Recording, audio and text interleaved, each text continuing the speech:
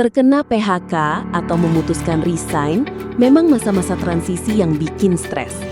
Tapi tahukah Anda, stres itu bisa bertambah parah kalau Anda membiarkan kartu NPWP Anda tetap aktif begitu saja. Bayangkan, di saat Anda sedang tidak punya pemasukan, Anda justru diam-diam menumpuk utang denda administrasi kepada negara.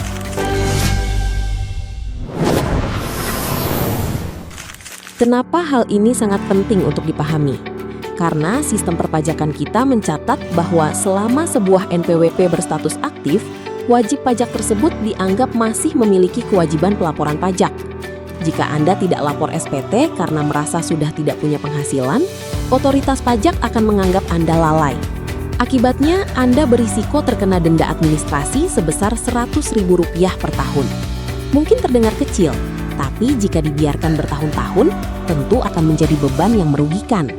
Lalu, siapa saja sebenarnya yang berhak dan harus menonaktifkan NPWP-nya? Direktorat Jenderal Pajak membagi beberapa kategori orang yang diwajibkan melakukan penonaktifan ini. Mari kita bahas agar Anda atau mantan karyawan di perusahaan Anda tidak salah langkah. Berdasarkan aturan yang berlaku, ini adalah 3 kategori utama orang yang harus menonaktifkan NPWP. 1. Karyawan atau mereka yang belum bekerja. Jika Anda saat ini tidak bekerja atau penghasilan bersihnya sudah berada di bawah batas PTKP, yaitu di bawah Rp4,5 juta per bulan. 2. Mantan pengusaha atau freelancer. Bagi Anda yang sebelumnya berbisnis, namun usahanya sudah berhenti total, atau tidak lagi menerima penghasilan dari pekerjaan bebas, freelance. 3.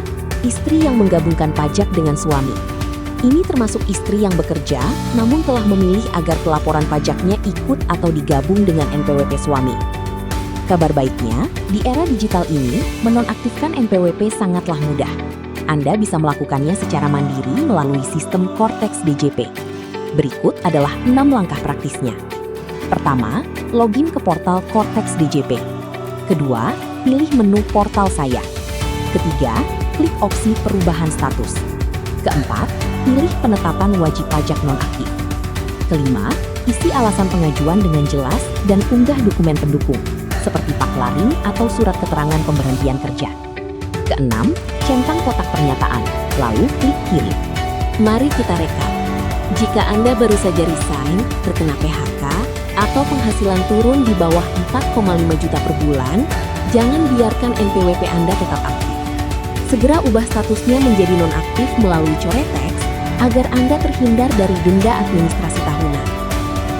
Mengurus administrasi perpajakan karyawan dan perusahaan memang membutuhkan ketelitian ekstra.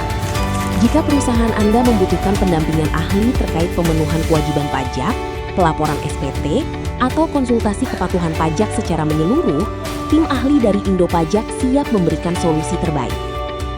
Klik tautan di kolom deskripsi untuk berkonsultasi langsung dengan konsultan kami.